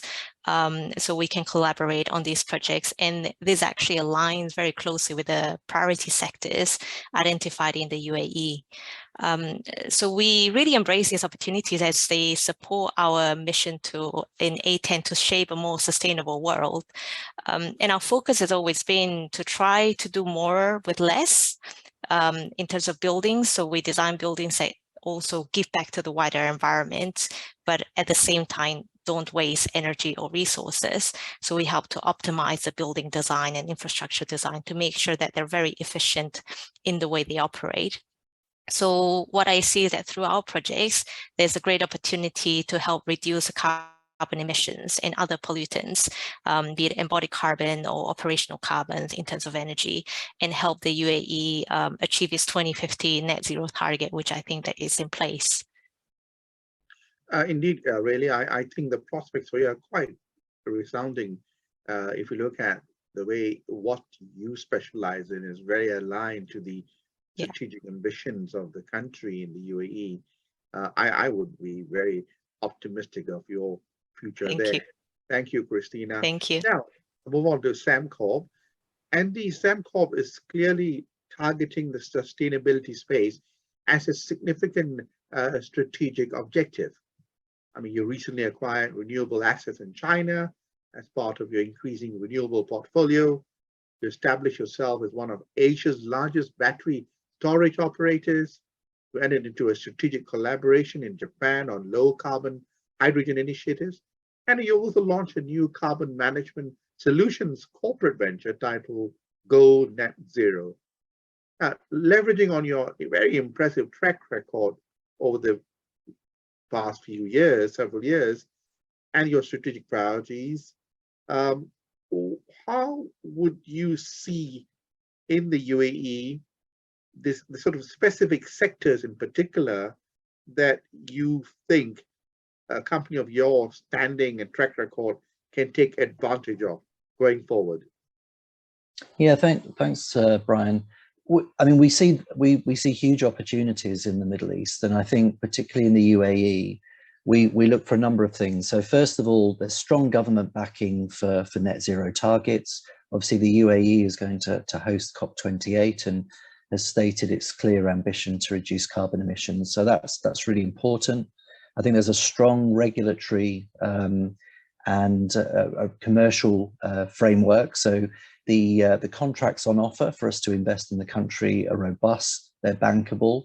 So we've seen many examples of how other projects have been delivered and supported by the financial community. So that's good. And there's a really strong pool of people as well in order to deliver the projects. So we definitely see prospects here. Obviously, fantastic solar resource in the Middle East region, which is great. I mean, all of this does mean that it's very competitive as well. So there are lots of very strong international players in this market. And whenever we see the tenders coming through, we know that we're going to have to really sharpen our pencil in order to win bids. But I think given the strong capabilities we have in solar, as you say, across many of our markets, wind, batteries. So, I mean, I'm in the UK, we have 120 megawatts of batteries here. We've just delivered 200 megawatts in Singapore. And I think the system in the UAE is changing as well. So the need for more flexible, responsive, low carbon generation is also coming about, which we believe we can deliver. And then green hydrogen is another huge opportunity. Singapore is going to be a big importer of renewable energy. And I think we see the Middle East, UAE in particular, as one of the hubs where green hydrogen can be produced economically and transported economically to countries like Singapore. So huge opportunities, very competitive, but I think, yeah, leveraging our skills, we believe there's a base for us to grow our presence in UAE. Absolutely. I fully agree with you, Andy.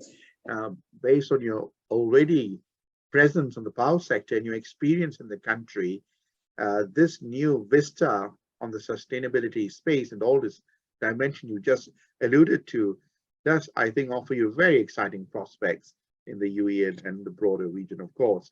Thank you. I move on to Thomas now. Thomas, ACX has been really impressive. You moved very successfully from being a Singapore company to now establishing a significant presence in Abu Dhabi. Yeah. And this has been substantially advanced by the recent acquisition of a strategic stake in your company by Mubadala, yeah, one of Abu Dhabi's major sovereign wealth funds. And that really is a feather in your cap. And I'm sure really the participants of this webinar would be highly interested if you could kindly share that experience, i.e. the experience of your journey from Singapore to the UAE. Because I would really consider you to be like a role model for other aspiring Singapore-based sustainability companies who are seeking opportunities in the UAE, yeah, and beyond. Yeah, and thanks very much. And it was quite a journey, as I spoke earlier. That our first conversations were a couple of years ago, but really the last year has been the most engaging. And again, we were still in some of the throes of COVID. We began our journey there as inside of Hub 71, which was the incubator, right? Even though we were an existing company in Singapore, really our desire was really to get to be a regulated entity, and as I noted before, between ADGM and the FSRA, and the willingness of Abu Dhabi to be very pragmatic and have a vision for how do you change the nature of carbon, how it's transacted, was really what they promoted to us. The journey with Mubadala is really, for us, and I did not know this until 2 weeks ago, until we signed all the formal paperwork. We were the first company to graduate from Hub 71 and from Mubadala to invest in. So it was quite an honor to be first, but also to have Mubadala as a partner, a strategic partner, and really put their faith in air carbon in a broad stroke, but that we could grow this business substantially from the region, as opposed to just operating a branch office or something. So we're committed to the UAE, and it really is a partnership. It's not just that they're willing to give us a very good regulatory framework, but to support us very pragmatically from all the different business aspects, as well as capital investment, but to introduce us to all the related businesses, some of whom I see in the phone call people that I've met over the last few months. It's really a family, which is quite different from my experience in other venues around the world. You can get regulatory support, or you could get a strategic support, but the broad aspect is what I'm quite impressed with. And I think that for not just me being in the sustainability space or the blockchain or the tech space, I think anybody that's an opportunity for a very, very broad support methodology. And thinking about, okay, we've now invested in air carbon. How do we use air carbon? How do our related parties, how do the companies upstream and downstream that they're invested in, what's a use case? And so the introductions were quite, I spent a few more days there through the F1. I was overwhelmed with introductions and the conversations were not like, hi, this is Tom from Air Carbon. No, when I met these people, it was like, they already knew who I was. They're like, oh yeah, they told us about you, this and that and everything. So that's very unique, I have to tell you, in my experience. And I've been in business a long time. I've never had that kind of a reception. So my compliments, but also too, I think they extend that to everybody. And that's the impressive part. Yeah. Thank you very much, Tom, for sharing your experience. And believe me, for me, it's a tremendous sense of gratification, because one of the main objectives of the UAE Singapore Business Council is to help companies like you, smaller companies, innovative companies who have established themselves in Singapore with good products and services and looking at new markets. And as you have so rightly alluded to, the UAE offers that exciting potential. And your experience and I must again thank you again for being so gracious and sharing your experience. I believe that can be an inspiration to many other companies, smaller companies, medium-sized companies who are looking at new markets and new opportunities outside the shores of Singapore. So I congratulate you, Tom, and your team. I know your team, Edwin is here, of course, and Bill. I've been in contact with you for the past 3-4 years, and I applaud you on behalf of the UASBC and all the members here. What you've succeeded, what you succeeded doing in UAE, and I wish you all the best. Yes. Thank you very much. Thank you. Now, thank you, Thomas. Now move on to Emir.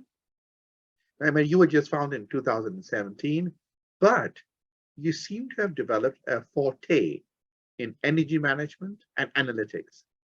And I saw your presentation, I've seen your website, your platform promoting smart buildings, sustainable offices, energy efficient homes, renewable microgrids, really represent the future of sustainability at a grassroots level. Now, I mean, you heard from what Thomas has just said. I think that there are prospects really in transplanting your experience from Singapore to the UAE, and of course, it's not just Singapore. You have some regional exposure. What are your thoughts on this? Have you explored that prospect of transplanting your experience from this region to UAE? Yeah, definitely. I mean, we are a Singapore-based company. We grew up in Singapore.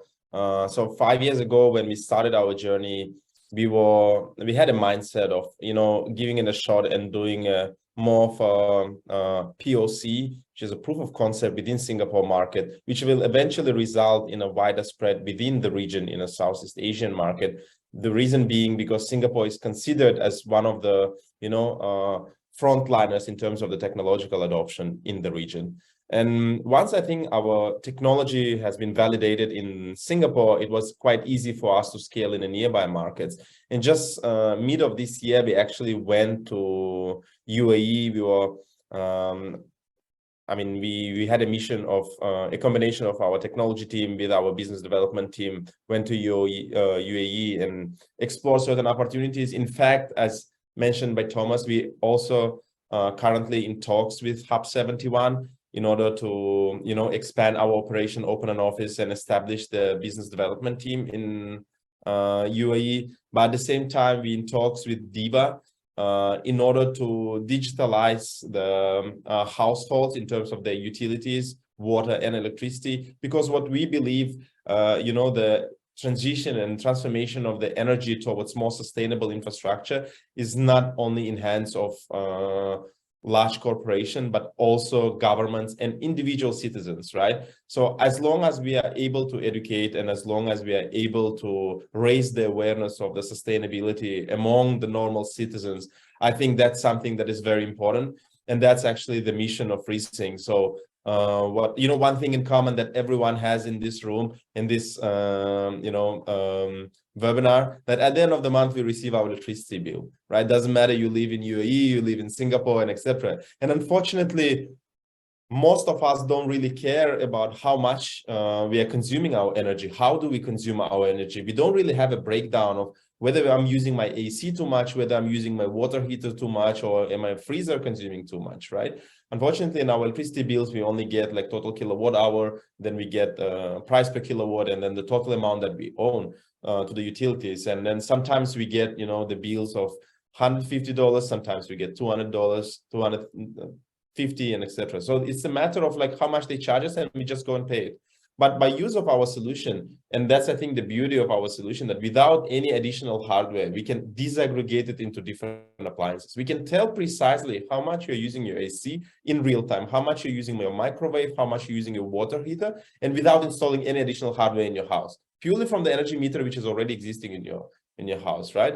And by doing that experiment, we saw that the behavioral change of the end users changing significantly, and they're able to save around 20 to 25% of their energy usage, which is if you look at the grid level infrastructure, it's a huge amount, right? So I think it's a quite agnostic solution to any markets, and definitely UAE is one of the markets that we're targeting. In fact, I would say it's one of the hottest markets at the moment. Of course, as mentioned by Andrew, the regulatory adoption in terms of more sustainability friendly, but at the same time, there's a government push towards the carbon taxation, towards ESG reporting, and especially ESG reporting becoming very, very important because it becomes like a P&L reporting on a quarterly basis for all the companies. So now if you want to be very if you want to take any kind of loan, or if you want to get certain additional financing, you need to present, instead of just P&L, you have to present your ESG reports as well. So this is something important, and this is something that I think ReSync can help a lot of companies in UAE. Well, Ahmed, the reason why we actually wanted you to be part of this panel, really, because what impressed me about your company is the way you are tackling grassroots issues in terms of sustainability and saving energy consumption. And I fully agree with you. There are tremendous opportunities for you in the UAE, but the point that is critical, I think that was made by Thomas just now, is you must have a presence there. And I tell this to many of the companies who talk to us. You really need to invest in a presence there. And you mentioned Hub 71. Yeah. If you recollect, Thomas said the same thing. He set up Hub 71. We know the Hub 71 people very well. They're very receptive to attracting innovative companies like yourself to establish a presence there. And from that presence, you will be able to replicate, hopefully, the experience that ACX have had in terms of networking and exposing yourself to other very important stakeholders. So really, a presence is important. Christina, you heard that. Presence for Atelier 10 is also very important. That is important because the Emiratis like to see the companies they're dealing with to actually have a physical presence there. And you can start out with a small presence, so it doesn't have to be a massive operation. So it can be economically managed.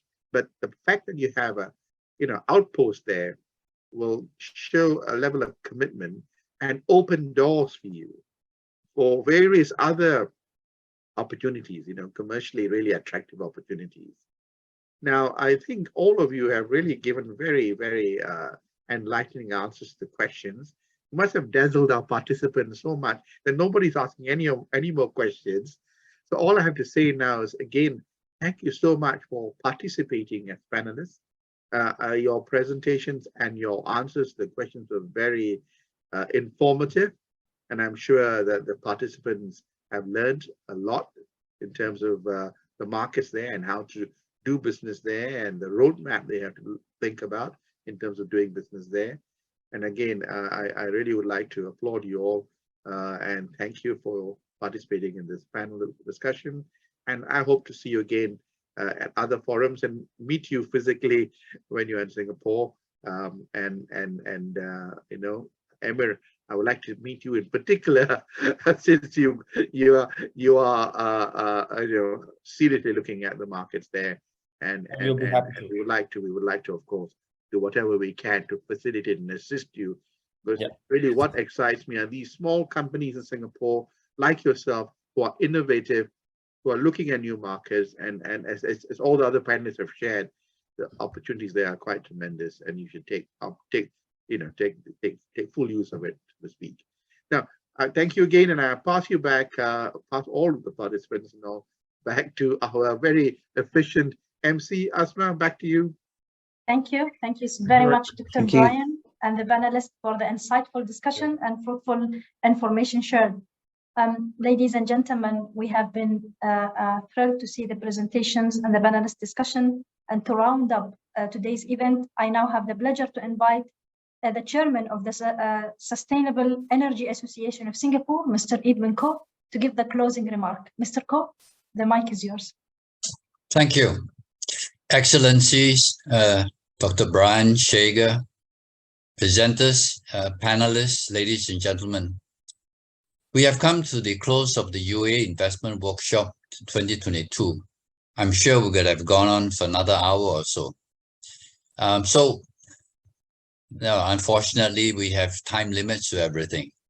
On behalf of SEAS and our partner, UAE Business Council, we hope that you have enjoyed the webinar and managed to gain a better understanding of the importance of sustainability in the United Arab Emirates, that you found the workshop useful in helping you craft policies, strategies, and a roadmap on doing business in the UAE. As we learned from our eminent speakers, UAE has deployed extensive efforts towards driving sustainability forward in alignment with the UAE Green Agenda 2015 to 2030, the Paris Agreement, and the UN Sustainability Development Goals. The UAE has placed themselves among global leaders in climate action over the past decade. Likewise, Singapore has ambitions to be net zero by 2050, and our government has announced ambitious goals and laid out roadmaps on deploying solar, importing clean energy, and accelerating our R&D investments in new low-carbon technologies like hydrogen and storage, and carbon capture, utilization, and storage, or CCUS. There is therefore a good alignment in both Singapore and UAE's sustainability ambitions that will provide ample opportunities for companies from both sides to collaborate and do business together. We at SEAS, along with the UAE Business Council, are in the process of planning a trade mission to UAE to help companies on both sides find synergies and partnerships to facilitate doing business in sustainable energy. And as Brian has mentioned, I think there are a lot of opportunities for Singapore companies to go to the UAE and find an area where they can establish themselves to actually focus in that region and also from there globally, like what some of our panelists have shared. So I believe there was a very good discussion on this important topic on sustainability, and I hope that these discussions will continue. And this workshop has helped in not only bringing the thought leadership on this topic, but also help with creating a community and ecosystem that will continue to move the needle on this topic and on decarbonization in general. Once again, I would like to acknowledge and thank our partner UAE Business Council and Brian for his continuing engagement with SEAS and Singapore companies and efforts to promote cooperation and trade between our two countries. Thank you. Thank you, Edwin. Thank you very much, Mr. Ko. Your Excellencies, distinguished guests, ladies and gentlemen, we have now come to the end of our webinar, and I think Mr. Ko have summarized it very well and how we now motivated you, I hope so, with this webinar to actually support you in coming up with initiatives and strategies and maybe roadmaps, how you also can be part of this sustainability journey. Thank you for your attention, and we welcome your comments and feedback on the email, contact us at uaespc.com. Until we see you next time, stay safe, and thank you very much for your participation. No, it's hard. That's the hardest question. 1 second, here we go. Ready, everyone?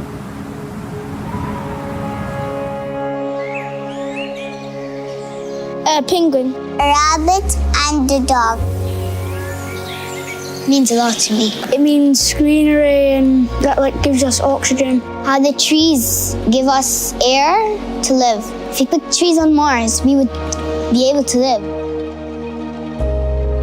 That we have to take care of our planet because it's the only one we have. I'd say try to get to 99% of people recycle, and maybe it'll look a bit better in 500 years. Don't don't kill earthworms. They are important to our earth. Also, not wastewater. And you can use solar panels. Humans, what they value more is figuring out new technology that they can use for their own benefits. And they're not really caring what this technology will do to the earth surrounding us. Because all of them we need it. Ocean get us water. Animals, they help us learn about them. As well, the forest, it's get us food. Do recyclings, avoid using plastics. To be friends. Thank you for this great life that we have on Earth. And I hope that we get to keep it. Keep it clean and safe. Whoever throws your plastic at you, throw it back to them. Thank you, Earth, for letting us humans inhabit this beautiful place.